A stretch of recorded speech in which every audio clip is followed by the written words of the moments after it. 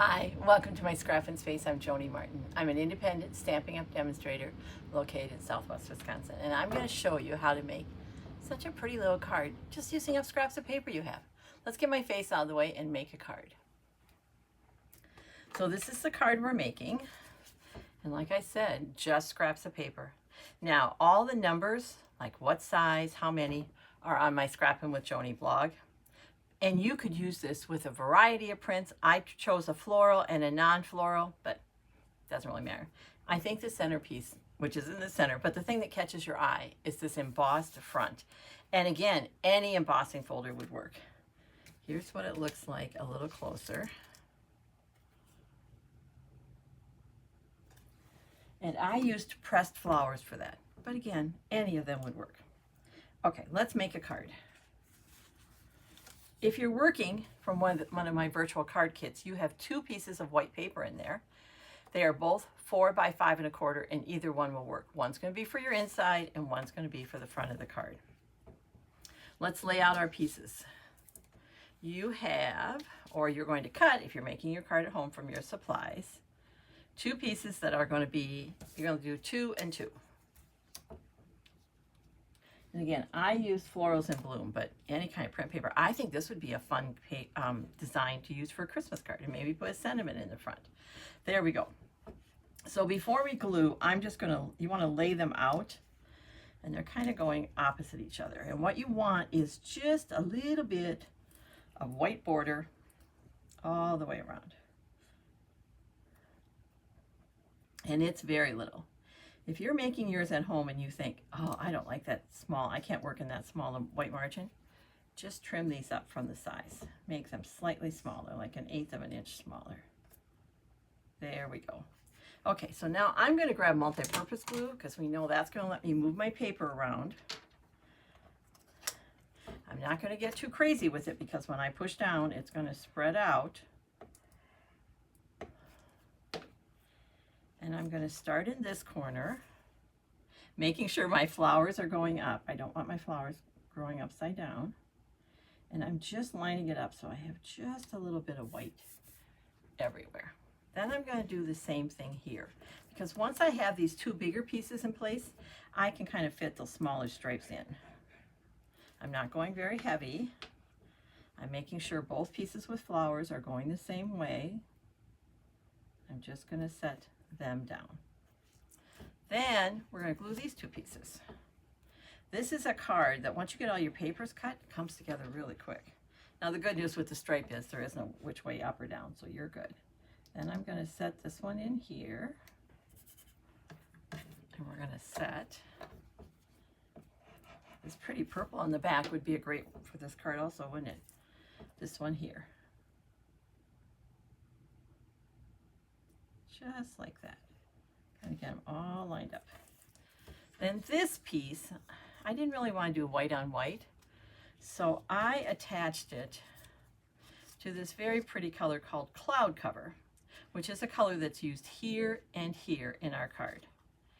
And I have a narrow mat of Cloud Cover, meaning my back piece is just slightly bigger than the piece there. This is a heavily embossed surface, lots of crevices, so this is a great place for the multi-purpose glue, but we don't want to use it too close to the edge because when I push down, it's going to kind of go everywhere. Then on the back, you could glue this flat, but I thought it just added just a bit more interest to use some dimensionals. If you haven't used dimensionals before, think of like pieces of foam that come off the paper sticky. 4 will be plenty. And we're going to put those on the back.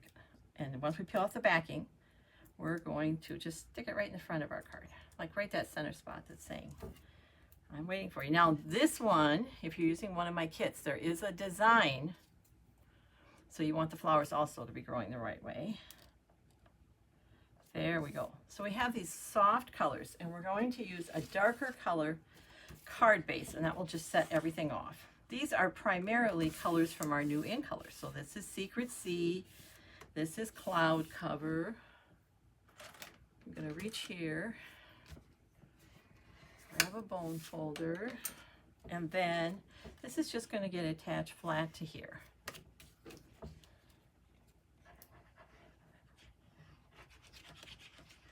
Just like that.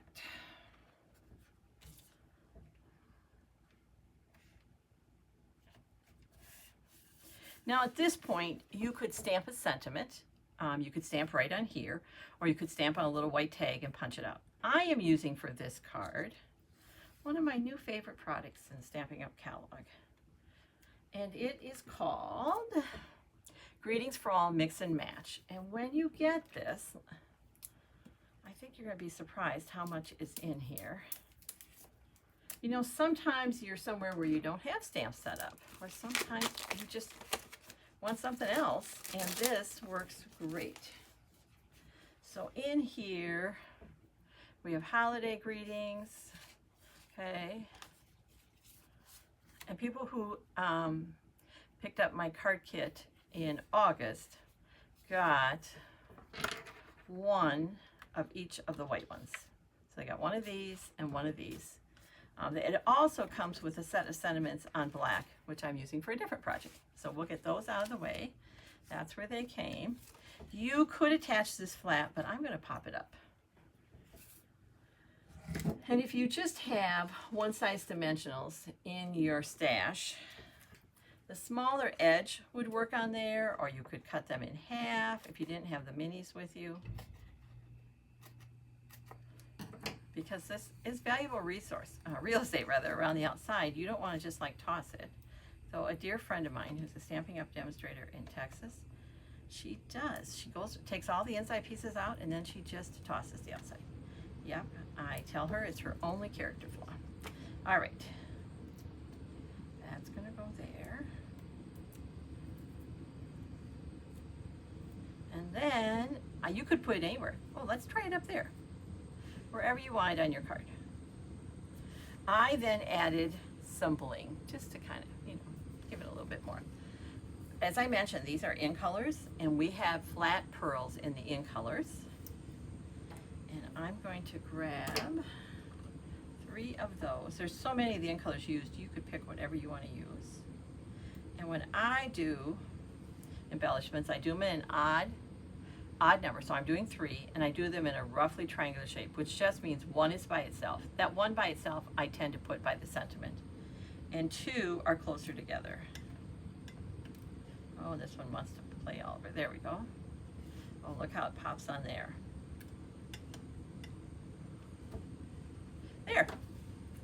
Now, this is a thank you card.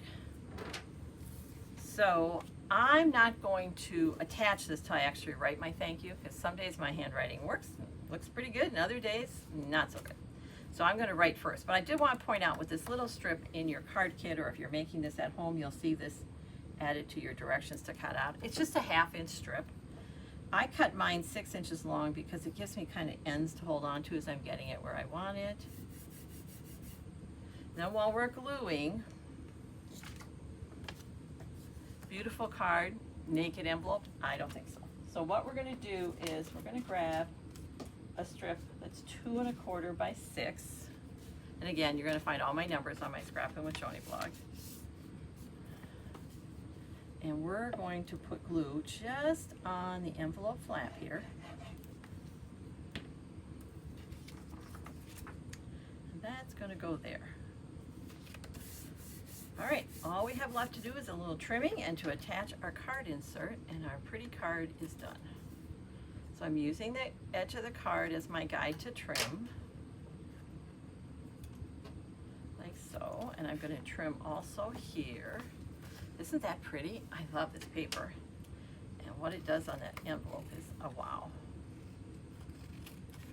We're going to do that, just like so.